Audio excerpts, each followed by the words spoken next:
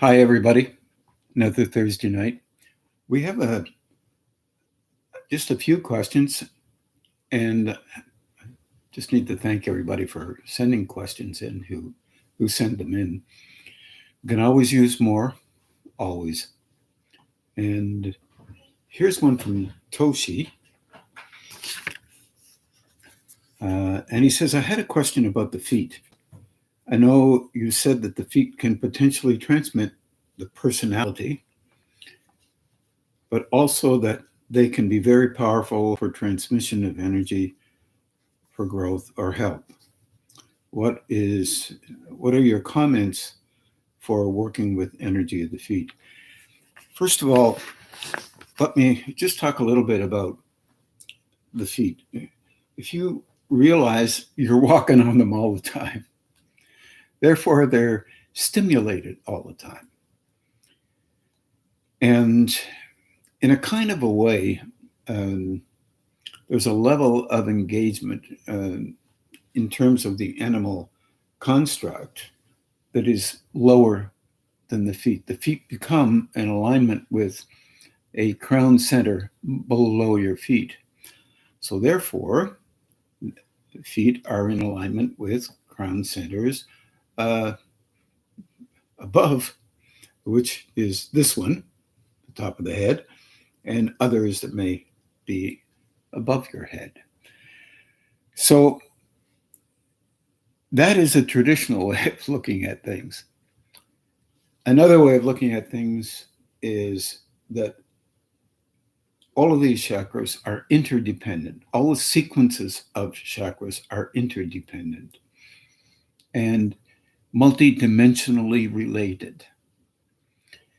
I'm not sure that that explains very much of anything, but nonetheless, it means that normally when we try to look at things, we see them in terms of lines. So lower to higher. We see that as fundamentally a part of how we logically explain things. It isn't necessarily exactly how it works, but nonetheless, this is how we do things on these planes. We try to find a logic that enables us to make some sense of something.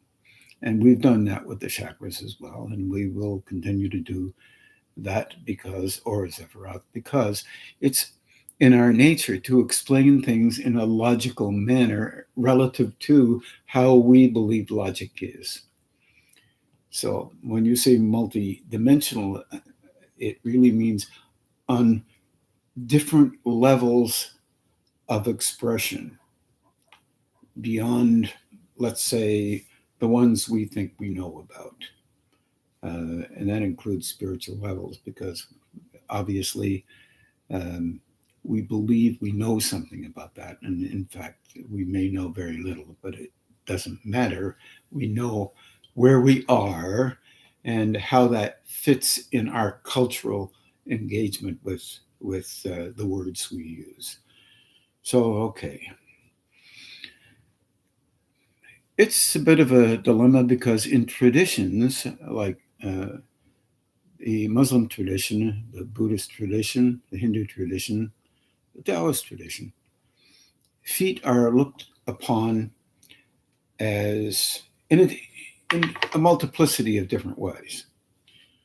They're looked at as the low part of us, for obvious reasons, very physically oriented. And they're also looked upon as, in terms of becoming on, related to the personality, And what does that mean? Well, the personality itself, as we've talked about many times, occurs because of energy coming into and through this form, energy being able to do that because it is a part of an energizing system. Some people call soul, some people call it an energizing system. And for example, the root center one could say is uniquely engaged with all of how we function, physically, emotionally, and mentally. It also is a major center, which brings energy, pushes energy downward, pushes energy upward. It is thought by some that the personality's root, the root center itself, gives you position in place and allows you to uh, link up with that will center that we have, often called the sexual center. And that is stimulated based on our relationship with how we function as a personality. The same is true with the solar plexus and or emotional center, some call it. But it's an emotional center relative to the physical form, physical personality, at these levels. At other levels, the same as the root and gonad centers, at other levels, they have a different perspective. They don't only relate to the personal, but they are engaging or linking into and through into other dimensions at the same time as we use that flow that's coming in through these doorways, windows, gateways, whatever you want to call them, to engage with life relative to how we are trained and trained ourselves to engage. We never think of this because it's reflexive. It's like you being hungry. You don't say, oh, my root or solar plexus is stimulating, and now I think I have to go to the fridge and get some food so I can eat, or have this, have that, have the other thing. And we don't think of things that way, but it doesn't mean it doesn't operate like that. If we have a difficulty handling frequency or energy operating through us, we will tend to reflexively respond to these planes, this natural context environment that we're involved with, relative to how we have learned to engage with energy previously. In other words, how we have learned to interact with others and ourselves and the culture itself. This sounds like it's out of the realm of the feet, but it's not. All of that affects the feet. These are chakras. These are zephyra. These are centers, whatever you want to call them, as well as the hands, as well as the chest, the throat, the brow, the crown. Now, we have legitimized belief systems that allow us to only think in a particular manner, which becomes part of a tradition.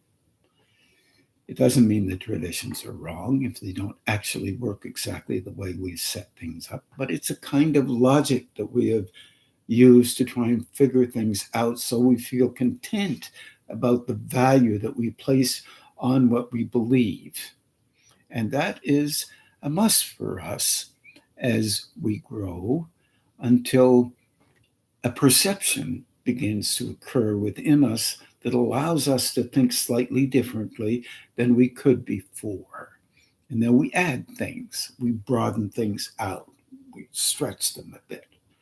For example, a heart center opening involves the feet, it involves the whole of the physical system, it involves the emotional disposition, it involves the mind, it involves beyond that. It involves how you might tend to think things should be. The gradation system that we cultivate relative to value or non-value. We disvalue things as well as we invigorate this value system that we have. Many value systems. But they're not all the same. So therefore, there's a competition between value systems, what is right and what's wrong, and all the rest of this stuff. the feet are just as important as the hands are, as the chakras, other chakras are. Some people call them smaller chakras. But remember, crown center is considered to be a very high center. Feet, a commencement, but everything is on the feet. All of the centers are in the feet. All of the centers are in the hands. All of the centers are in the brow or the heart or the crown or the throat. There's increments of engagement. They link together. They are a composite. And that composite at this level, here between feet and crown, are also linking to other ones above and others below for stimulation. Therefore, expression, understanding, ultimately broadening out the ability of the intellect to become an aspect of mind that is broader than what all the accoutrements of belief include in a particular culture. No negation here.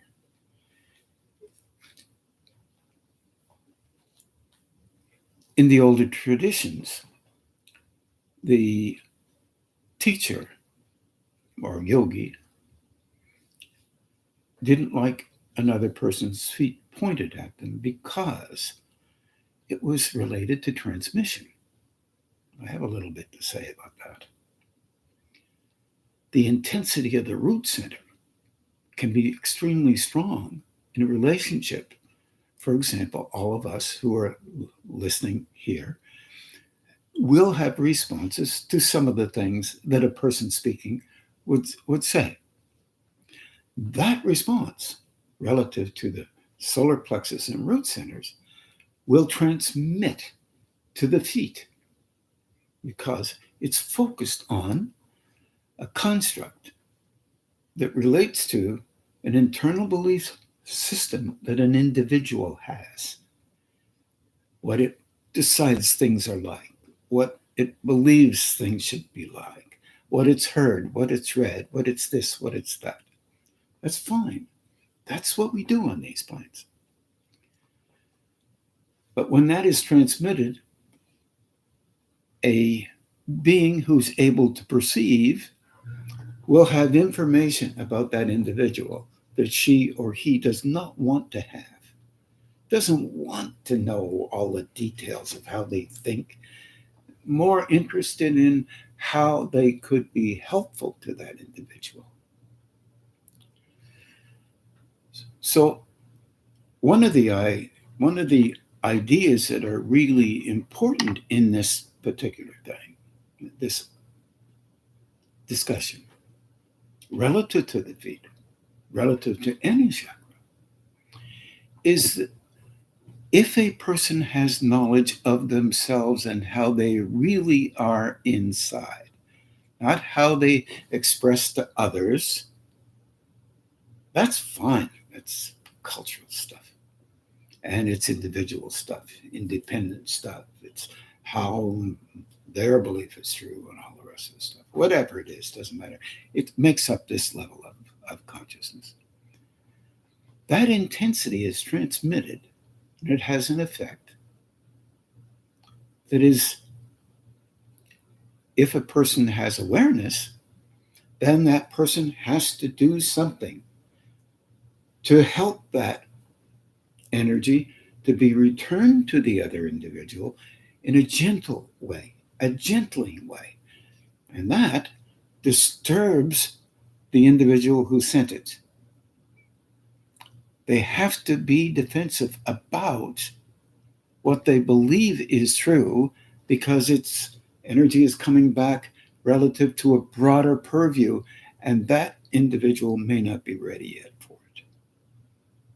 So in India, and often sometimes depending on the situation, in the Buddhist orientation, and sometimes in the Muslim orientation, depending on the branch that you're engaged with, they're engaged with, there will be a, a request to consider not pointing your feet at an individual who will perceive actually what you're really like, not what you're showing. And then they will have to do that rather than they will have to try to be helpful there rather than trying to be helpful to everybody through one of the centers that may be strong in them. Could be a heart center, could be a brow, could be a throat, could be a crown. And they would have to move to the root center and help through the root center as well as help through the dominant center that happens to be functioning in that individual. This is hard for us to understand. Yes, I agree. This is what I said. It can be helpful. For example, you have traditions. For example, there are some people in Buddhism and Hinduism through a kind of thing called Dumo meditation, which makes you so hot you can put your foot on cement and your foot will sink in and you can pull your foot out because it is just a thing that, let's say, a Buddha has done so that you can put your foot in there at some other time and theoretically there will be a transmission coming out of that mark in the cement. That is a cultivated belief system. May or may not be true relative to the belief that you have. Is it possible that things like that could happen? Absolutely could be. But in our world, here in the Western orientation, less likely to be considered of value. Tradition is extremely important as you look at other belief systems, whether it be science or philosophy, psychology, biology.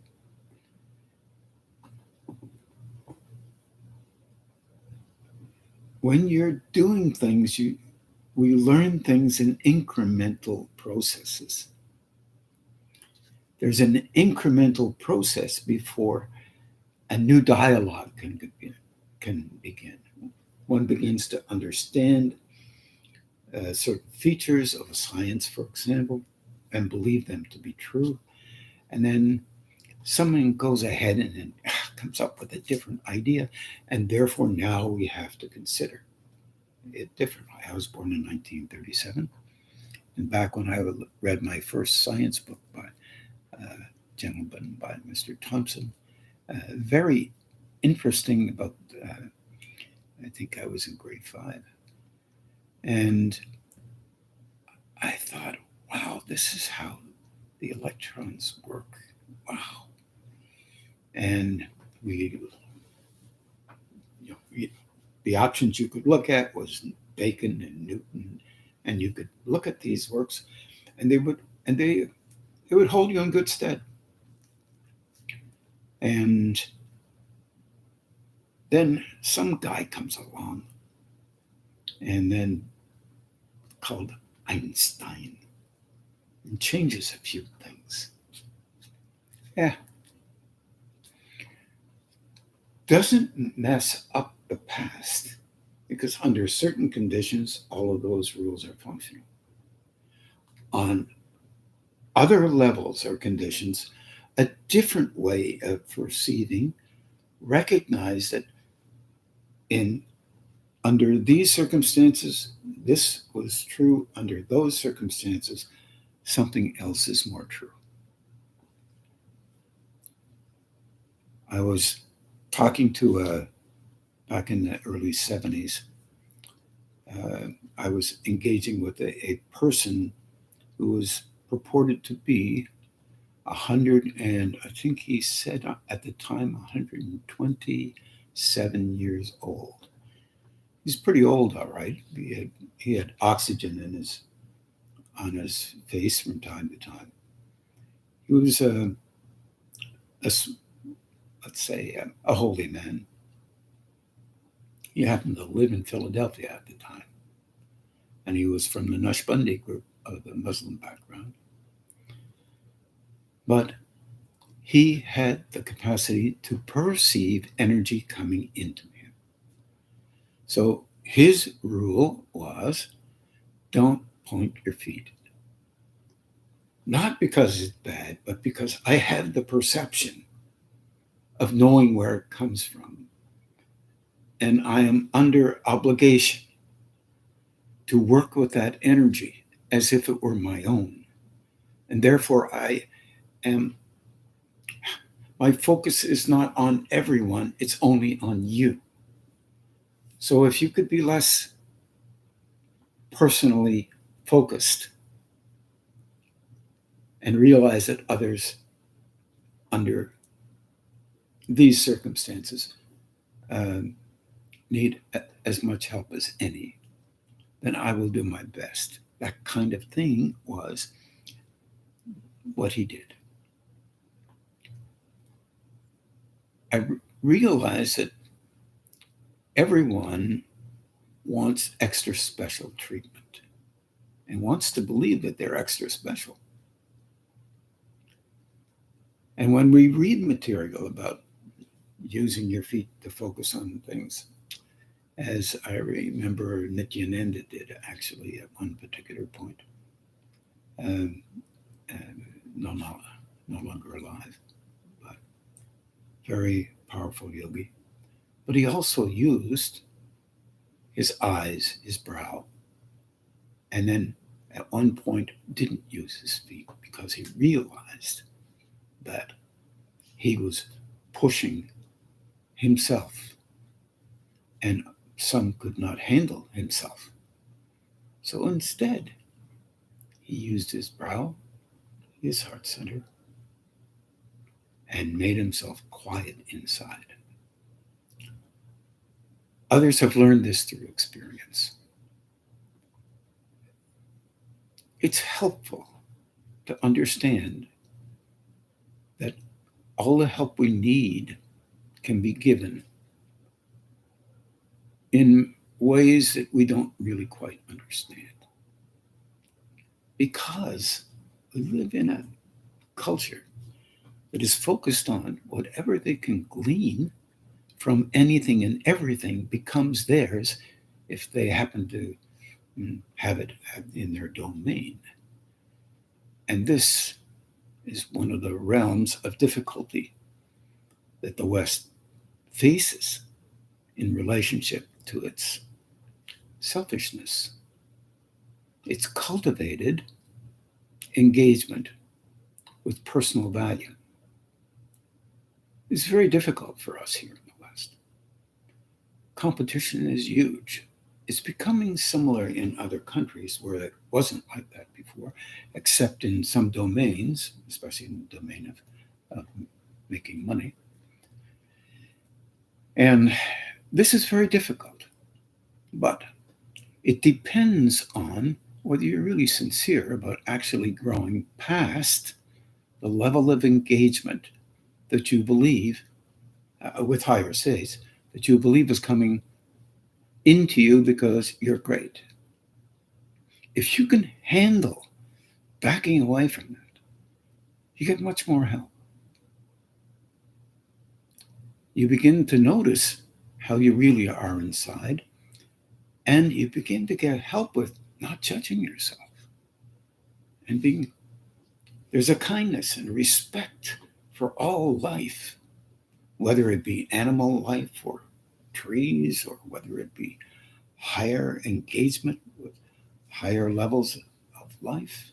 Just because one doesn't believe the way this group believes, that kind of thing starts melting away.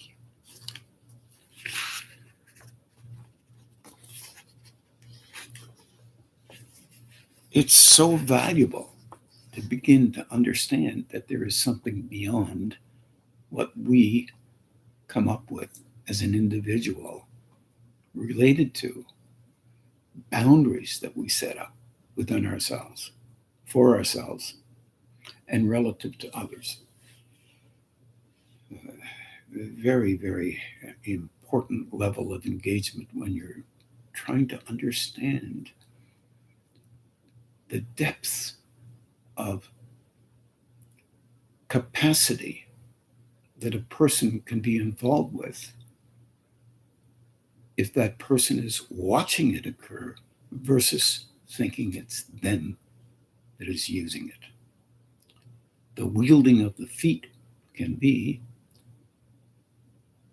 an aspect of that a person using it for a purpose. Same as for anything. If you're engaging with, for example, if you happen to begin to be able to perceive someone else in you other than you, it means that you have a willingness to perceive you, because that which is in you may be you that you haven't perceived yet. This is important to try to understand. So when you're engaging with trying to be honest with you about what you see, try not judging it and try not lifting it up as valuable somehow. You're just going to a movie. You know the movie is not real. It's a constructed system. Creative, innovative, functional, and capable. But it's relative.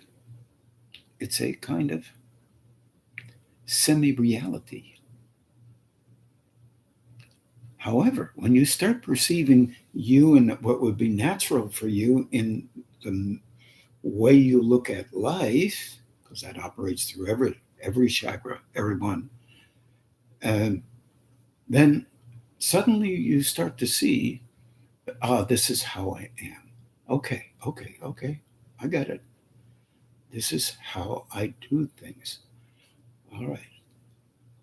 If you notice something's different than that, yes, it could be you're perceiving an aspect of you never saw before. It's possible. But also, you may be perceiving another in you, whether it's you or another in you. Here's what you do. You try to open your hands. You could say open your feet, but unless you're really flexible, this one's going to be harder for your feet. You open your hands. You try to be as calm as possible. And you talk to your consideration of something beyond you at a higher state. Your consideration. We had a question from Michel Laramie in Quebec a while back around how do you know how if it's the higher level or lower level. Basically, you don't, basically, until you actually perceive it operating through you. And then you cultivate watching it, not taking credit for what happens, watching it occur. And you start to notice the difference between you when you're attempting to do something and noticing when that energy is flowing through you with a purpose. So you ask for it. Cultivates a link by doing that. Whatever version that is for you. Many belief systems, believe me. And the hands are on, and you're asking for transmutation and healing for that energy in a gentle, balanced and truly appropriate a manner for that individual, if it's someone else or you, appropriate for you too, a gentle, balanced, and appropriate a manner as possible for their spiritual development or inner growth. That's or inner development, if you don't like those words. Word focuses is almost a paranoia sometimes. So weird. But anyway, it's what we do. And in doing that, attempt to watch. Don't intensify. Don't use something to do that and then, yes, sir, I've got it. And this is really great. And I know what to do. If you do this, that's your personalization. You bring to bear all that you use to try to better yourself versus others. And that you put a boundary around you so that it's harder to become conscious of that link past the primordial response that can occur as an energy form. You do it the other way, you'll notice the energy around you, and then you'll notice another level of energy operating through you. Hold back, just pay attention to what you're asking. Keep your mind on trying to be of help to the other, and you do not know how that help will occur. It will occur relative to the need of another. It's kind of an act of love on your part to pull back and not direct it in zones of reference based on your belief. It will be really helpful, not only to the feet, to every center you have inside of you or outside of you. There's a kind of composite, a coordination that begins to occur where you reflexively will say, whoa, that's not, wow, that's soft. That's softer. Okay. That may be something beyond what I'm normally used to. Intensity can build energy up, and it's not negative, it's just giving you a real clue as to how much primordial force that you can handle. And sometimes people can handle quite a lot. And then you have to back off and see, because you have that base, that primordial base. Hang on, I've got something happening here. Ah, there you go. That primordial base. Oh, I'm sorry, I have to find a way of closing this out. Apologize for that.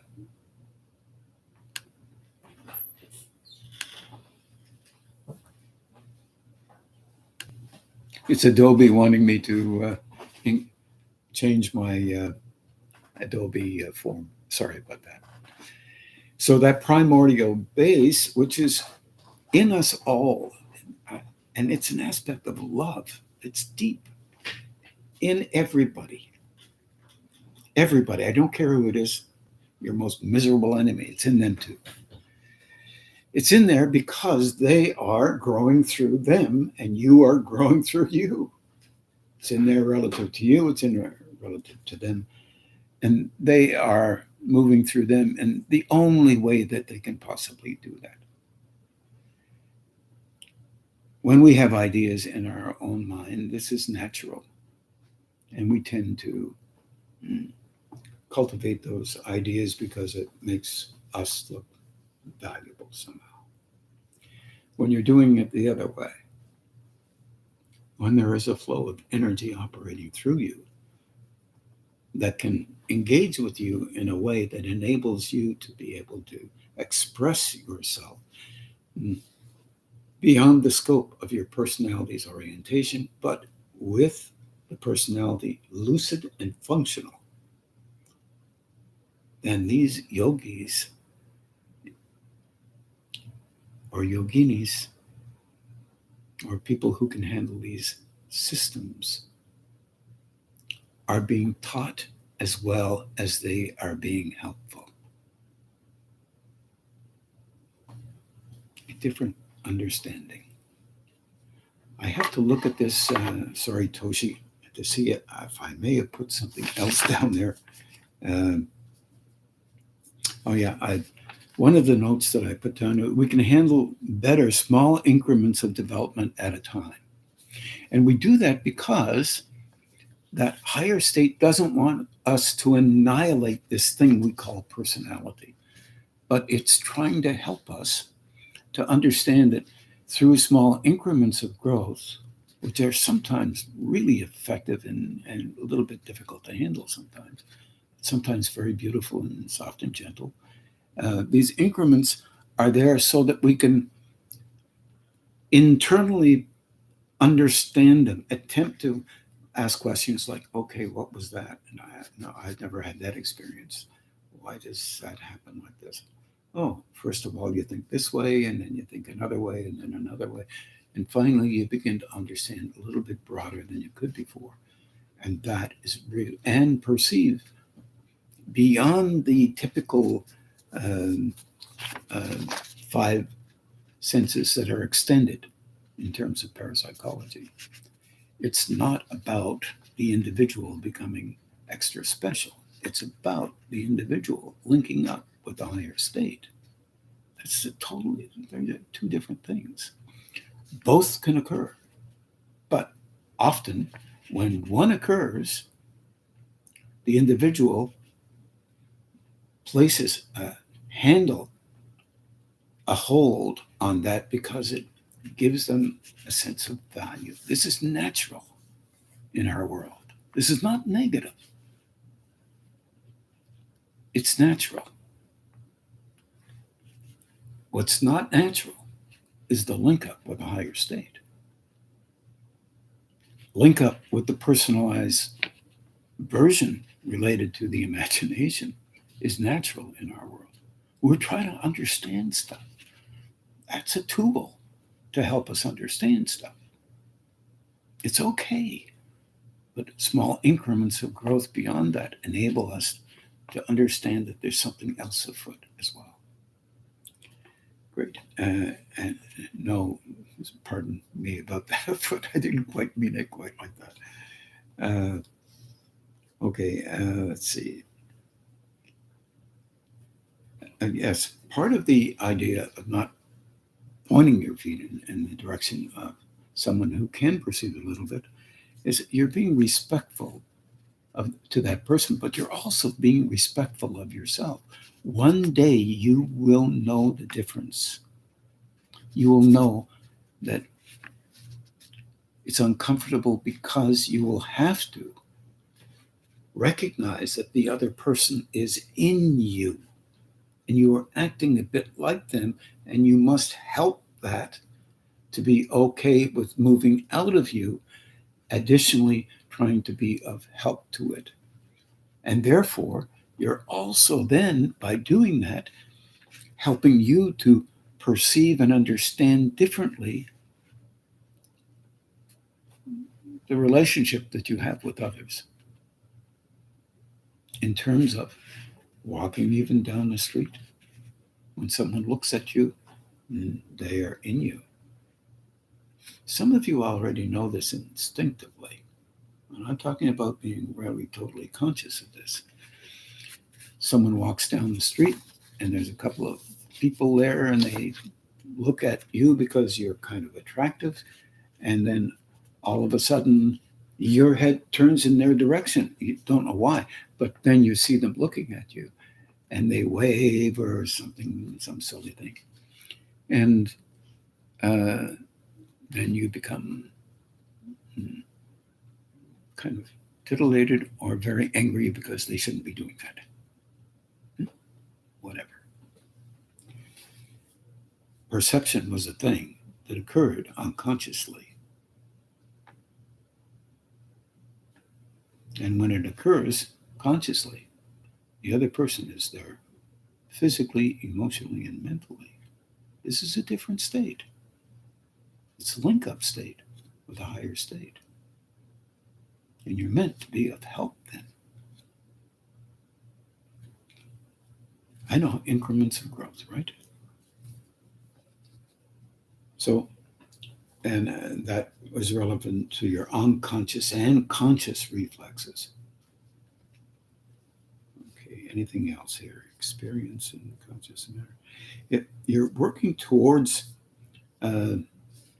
understanding what that might be. For example, some people get very, very hot feet, and it's part of the engagement that they have with their personality. They're a little bit internally intense, and they're on the defense an awful lot, mainly because of training background stuff. It's not because they're bad people. That's silly.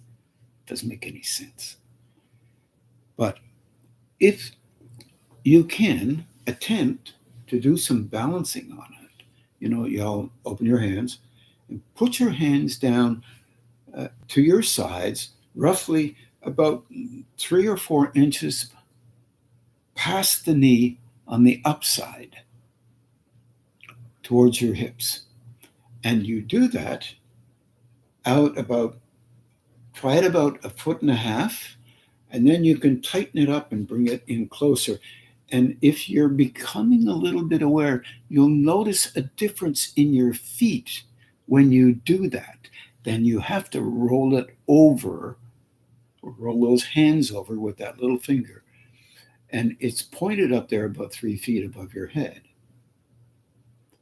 And there is a lift and a pull that affects the root center.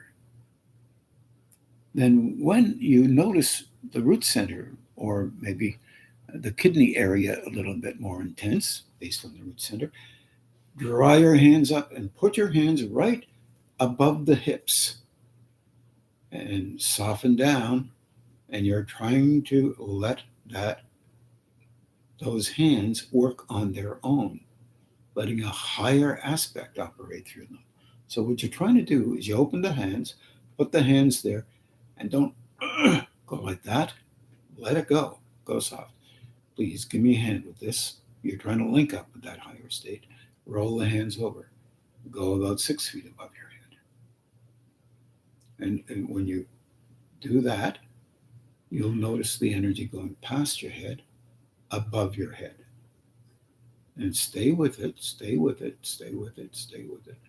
And then you'll notice more energy going up, more going up, because it's coming from the feet as well as the root center.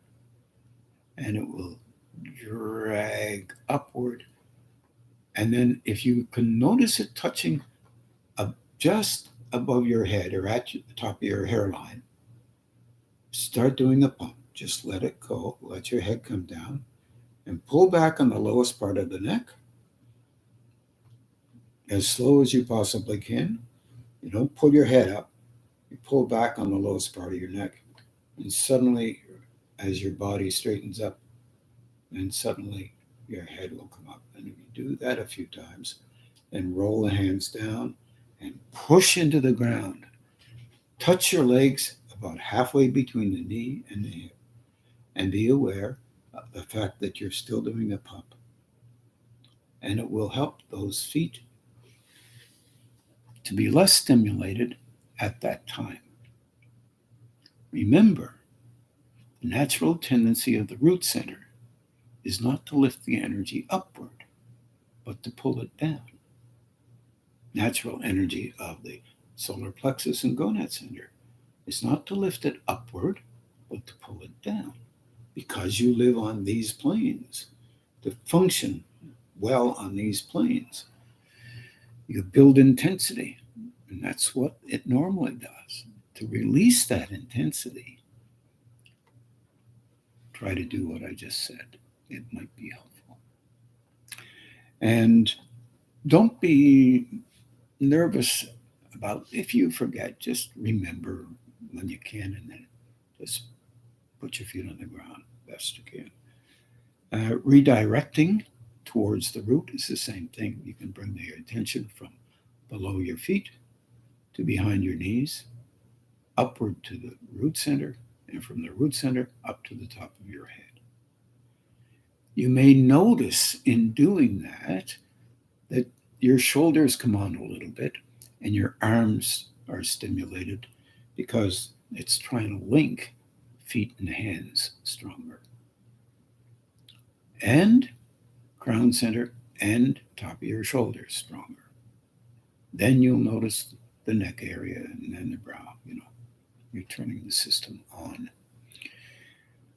I hope this is a little bit helpful. I'm just looking to see if I missed anything that I was thinking. Remind yourself of transmutation and healing, both. But you're talking about transmutation and healing in relationship to a positive factor, not a negative factor. Oh my God, this energy, I gotta do this because that's not good. No, that's not what I'm talking about. Gentle, balanced, and appropriate, as positive as possible.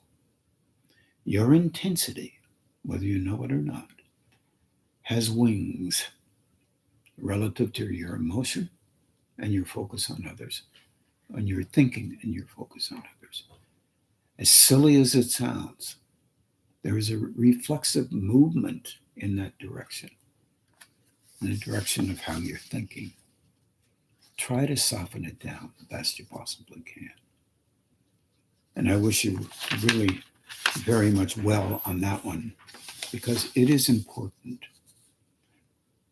Thanks for the question. We have about 10 minutes. Maybe I'll try to engage with one. Marie-Josée Perrier is reading a book. It's up to you. Some of you may have read that book by Control, Zigar Control. It's an interesting book.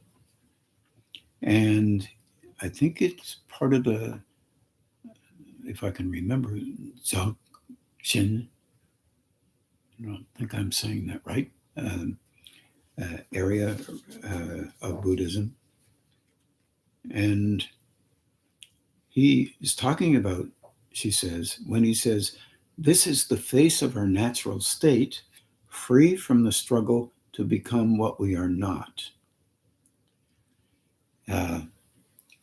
In the older traditions, she said, does it mean that we try to be something we are not if we are in essence if what we are in essence is okay? And how can we grow from our okayness? What he's trying to do there is tell everyone that their full true essence is related to compassion and loving.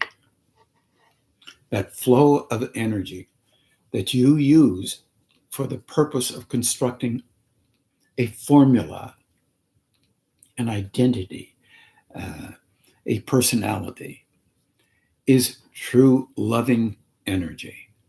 And that is how you are. From there on in, you cultivate with that energy a formula that you believe makes some sense to you based on how you've been trained, let's say, at the kitchen table, so to speak. And the influences of your friends and your enemies, sort of, and anyone that happens to be kicking around in your formative years and in your post-formula years. All of this formation is cultivated based on images that relate to cultural traditions. You all know that we have cultural traditions at our disposal in the West and the East and the North and the South. Certain people are considered really able if they have certain things that they've done. Not very able if others haven't done them. Those people, all these kinds of. So pseudo-nonsense, really, basically. But nonetheless, this is the way we have decided we fit in relative to a formula. It's like a caste system. A caste system is all over the world, relative to money, relative to religion, relative to philosophy, relative to um, uh, whatever you wish you or you think you need to believe in to be superior in or inferior, for that matter, depending on how you're brought up. So these things are not us. These are fantasy. They don't really, in the old traditions, exist. But we live like we're in a magical world. And that world is basically a made up world. So that's one way to look at it. And that's how very traditional uh, people who have gained access to other levels actually believe uh, through experience is really the false world. But they do know that there are other internal worlds that they can gain access to. And in this case, he's showing the paradox of a relationship with life here on the material plane, engaging with a personality and how that personality fits in, what it's accomplished, how able it is, how unable it is. And there's a structural system that is adhered to in every upbringing. This is not an act of love. This is an act of positioning, giving you place, giving you value somehow. He is talking about another level of value. And we don't have to do this, but even to go in and buy a t-shirt, something that you can wear, you have to have some cognizance of how to do that. So therefore, our systems are not really negative, but they are not using that universal, that flowing, loving reality that lies within for the purpose of engaging directly with a higher state that isn't aligned at a different level than that. But nonetheless, it's how we function here. And that's what he's trying to come up with. He's trying to be helpful, Marie, in that. He's trying to get people to believe that there is such a thing as that level within us before we even do anything. But you must cultivate a personality to survive. So he's not saying it's all bad. He's just saying you have used that in a kind of way. They're not allowed to say that. Different cultures are not allowed to say actually that, because then people intellectually make up all kinds of stories.